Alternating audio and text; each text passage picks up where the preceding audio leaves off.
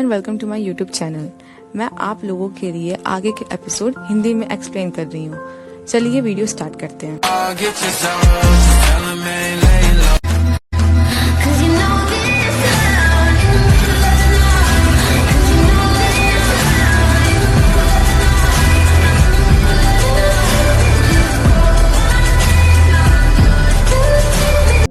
Episode 6 के starting में दिखाता है, जाओटाओ बोलती है, देखिए मास्टर का सर्वेंट आया है। शायद मास्टर आखिरकार मान ही गए हैं आपको आजाद करने के लिए। फिर वो सर्वेंट बोलता है कि मास्टर ने बोला है कि अगर आपने एक भी दिन कपड़े नहीं धुले और कोई कपड़ा खराब किया तो आपको पूरे दिन खाना नहीं मिलेगा। लड़की सोचती है, मुझे पता ही था कोई अच्छी खबर नहीं होगी, और वो सर्वेंट को बोलती है, ये देखो क्या दिख रहा है तुमको। सर्वेंट बोलता है हाथ। लड़की बोलती है, ये वो दो हाथ नाजुक हाथ हैं जिसका जिंदगी भर देखभाल किया गया है, गोरे चिकने और नाजुक, और तुम कह रहे हो कि मैं इस कीमती हाथों से ये कपड़े धुलूं।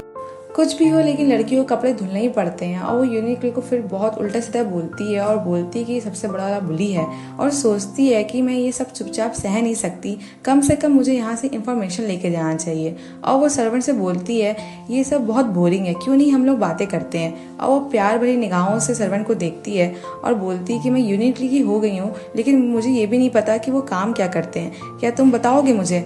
सर्वेंट लड़की को बोलता है कि मास्टर डायरेक्टर है पैलेस के, और वो सजावट और कंस्ट्रक्शन वर्क करवाते हैं, और मास्टर ही फाइनल डिसीजन करते हैं कंस्ट्रक्शन वर्क पैलेस के अंदर और बाहर का। लड़की सोचती है, अब सब कुछ समझ आ रहा है कि लेडी चैन के पापा लकड़ियों का बिजनेस के लिए यूनिकली के पीछे क्यों पड़े हैं। यूनिकली ही है जिससे उनको प्रॉफिट हो सकता है, तभी इस यूनिकली के पास इतना बड़ा मेंशन भी है। लड़की फिर पूछती है कि ये कहाँ ज्यादातर रहते हैं, पैलेस के अंदर या पैलेस के बाहर। सर्वेंट बोलता है कि अगर कोई बिजनेस का काम होता है तो वो पैलेस में रहते हैं, लेकिन कहाँ ज्यादा रहते हैं ये मैंने कभी कैलकुलेट नहीं किया। लड़की बोलती है, अच्छा ऐसा है। और लड़की ये सोचती है, जैसे कहा जाता है कि अगर तुम अपने बारे में अपने दुश्मन के बारे में जानते हो तो तुम कभी हार नहीं सकते। हा हा हा, मुझे और ज्यादा से ज्यादा इन्फॉर्मेशन इकट्ठा करना चाहिए। तभी यूनिकली को दिखाता है, शायद वो लेडी चैन को कपड़े धुलते देखकर आया होगा।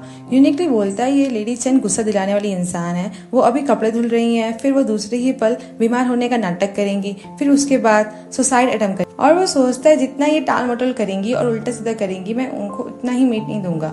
देखते हैं कौन पहले हार मानता है। तभी उसके बाद लेडी जियांग को वहाँ पे दिखाता है। यूनिकली बोलता है, लेडी जियांग आप यहाँ बाहर क्या कर रही हैं। तो उसके बाद लेडी जियांग पूछती है, क्या आपको लेडी चैन ने फिर से उदास कर दिया है क्या। तो यूनिकली बोलता है, ऐसा कुछ नहीं है, ये सिर्फ छोटी सी परेशानी है और ये मेरे समय के लायक भी नहीं है।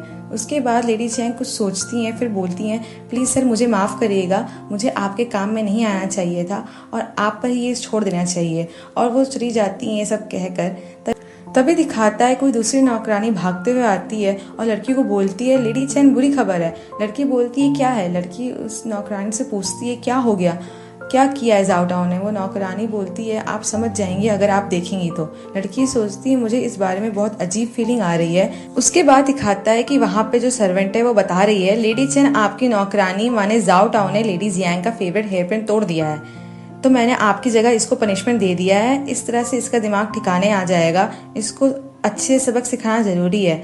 लड़की उन लोगों से बोलती है, ये सच है कि ये शैतान नहीं कर सकती है क्योंकि ये छोटी सी है और ये मेरी गलती है कि मैंने इसको अच्छे से सिखाया नहीं है। प्लीज आप मेरी माफी लेडी जियांग को पहुंचा दीजिएगा, मैं उनके हेयर पिन की जगह दूसरी हेयर पिन दे दूंगी, वैसे मैं जाओटाओ खुद ही सिखा दूंगी। लड़की सोचती है कि मैं एकदम देख नहीं सकती जाओटाओ को सजा मिलते हुए, और अगर जाओटाओ से असली में हेयर पिन टूटा है तो मैं पक्का उसके बदले में दूसरी हेयर पिन दे दूंगी, और अगर मैं नहीं दे पाई एक बार में तो मैं धीरे धीरे करके हिस्से में दे दूंगी। वैसे भी जाओटाओ को सजा मिलना सही नहीं है। तभी उसके बाद लेडी जियांग की नौकरानी बोलती है, लेडी चैन लग रहा है आपको पता नहीं है इस बारे में, लेडी जियांग की हर एक चीजें अनमोल होती हैं, और अगर आप उनको चांदी पे देंगी तो लेडी जियांग नहीं लेंगी। वो हेयर पिन उनकी फेवरेट हेयर पिन थी, और आपको क्या लगता है उसको आप आसानी से बदल सकती हैं किसी और से। और वो नौकरानी बोलती है कि मैं जाओटाओ को अच्छे से सबक सिखा दूंगी कि वो ये गलती दोबारा ना करे। लड़की बोलती है कि आप लोग ये ना करें, ये मेरी इकलौती नौकरानी है, मेरी देखभाल कौन करेगा अगर आप लोगों ने इसको तोड़ दिया सबक सिखाते वक्त। तभी वो लेडी जियांग की नौकरानी गुस्से में बोलती है कि आपने क्या कहा, और अगर आप ऐसी ही जिद में यहाँ खड़ी रहेंगी तो हम लोगों के पास आप पर कठोर होने के अलावा कोई और चारा नहीं होगा। तभी कोई उस नौकरानी का नाम लेता है, क्विंग शू। उसके बाद लेडी जियांग को दिखाता और वो बोलती है, सही से व्यवहार करो। लड़की सोचती है वाह लेडी चैन यहाँ पर खुद आ गई और अब मैं साफ साफ देख पा रही हूँ कि ये कितनी खूबसूरत है। और जब ये वो पागल यूनिक के साथ रहती है तो ऐसा लगता है ये एक फूल है और वो कोई गाय का गोबर हो। उसके बाद लेडी चैंग बोलती हैं कि आप लेडी चैन हैं जो वो वाले बगीचे में रहती हैं। लड़की बोलती है हाँ मैं ही हूँ। फिर लेडी चैंग बोलती हैं कि हम लोग का इस बात को आगे बढ़ाने का कोई इरादा नहीं है, पर ऐसा है कि ये जो हेयरपिन था वो मेरी माँ का छोड़ा हुआ एक लौता सामान था, अब ये टूट गया है। लड़की बोलती है लेडी चैंग आप ये कह रही हैं कि आप इसे ऐसे जाने नहीं देंगी।